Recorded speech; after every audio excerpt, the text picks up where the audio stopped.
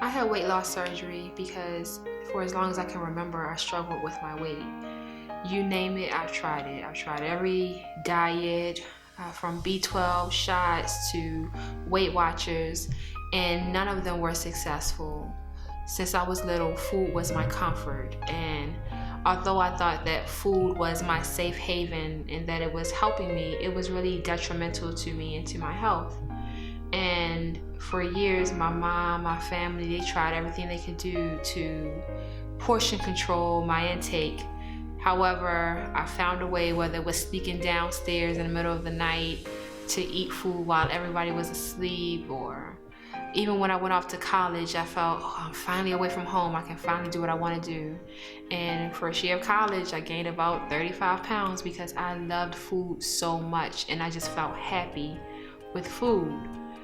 So around the age of, I would say about 24, 25, I said enough is enough, and my A1C level regarding diabetes was peaking. And diabetes runs heavily on both sides of my family, and I said something has to give. I know genetically I'm supposed to have diabetes, but I didn't want it to become easy for me to have it. So I said, what can I do? And commercial for lap band came on, and I said, that's it. So I called my primary doctor and I scheduled an appointment and went in, and they referred me to a surgeon who does weight loss surgeries. And the surgeon discussed 3 different surgeries: the lap band, the vertical sleeve gastrectomy. The next one was the bypass. And I decided to get the lap band because it was a reversible and adjustable procedure. And I always said, when I get pregnant, I want to be able to take this band out of my body because I do not want to be pregnant with the band in my body. Well, that was in 2011. August of 2011, I received the lap band. So let's fast forward.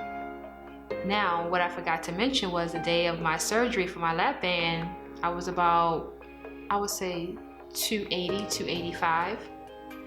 So now we're here, and I'm losing only 25 pounds at the most throughout the years from 2011 until 2016, when I first decided to have the sleeve. Well, in 2016, I go to my doctor and she weighs me and I'm 324. So let's do the math. I had my lap band surgery and I'm 280, and now I'm sitting here at 324. So with my lap band surgery, I only lost a total of 25 pounds, but I gained about 40 pounds more than I was the day of my surgery for my lap band. I was disgusted. I said, what can I do? Something has to give. I can't keep living like this. I'm not even 30 years old yet, and I'm 324 pounds. My A1C level is now 7.2, and I said, I have to do something. I don't want to die before I get to old age. So I said, okay, I give. I guess I may do the sleeve. So my primary doctor referred me to Dr. Elizabeth Dovak at GBMC with the bariatric comp program. So a few weeks later, I met with my primary doctor to do my pre-op lab work and EKG. And my doctor said, well, I'm glad you're having your surgery because your A1C level is now 7.2. So between November and February, my A1C went from 6.8 to 7.2. And she said, had you not been having the surgery in March, I would have put you on insulin. So I had my surgery March 3rd. Of course, I was nervous and I was, I prayed a lot. And of course, I had my little mini panic attack when I was rolling up to the operating table, but I closed my eyes and I prayed about it. And next thing you know, I wake up and I'm done.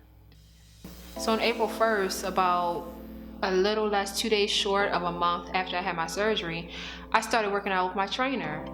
And I worked out with her about 3 to 4 times a week.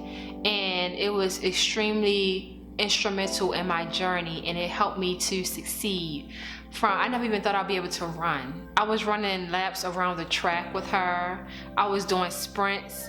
One of my goals was to do pull-ups, and I was actually able to finally do a pull-up by myself. And that was just something that was a pivotal moment in my journey. She's been there every step of the way. So I definitely, admire her, and I really appreciate the support that she's provided for me, because I've been able to do a lot of things workout wise, and even walking up the steps without losing my breath that I thought I would never be able to accomplish. And that's one of the biggest lessons that I learned, to stay focused. And every day is not going to be a perfect day, but if you mess up, you get up the next day and you brush yourself off, and you keep pushing, and you keep doing everything that you need to do to be successful at this journey. And those are definitely two people who have really inspired me to go hard and push myself to greater and better things, and I'm forever grateful for that.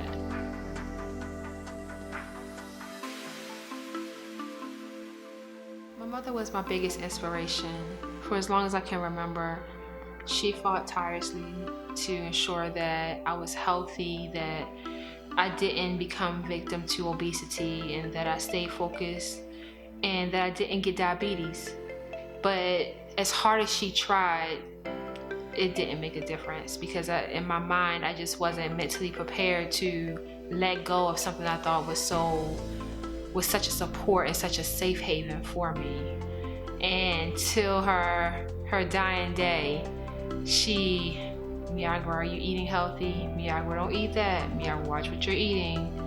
Even to talking to my doctors when it came to my lap band, she even talked to my surgeon and said, is she supposed to be eating this amount of food? Because she was really concerned. So for me to be at this moment in my life, I can say, Mom, we did it. I finally conquered it.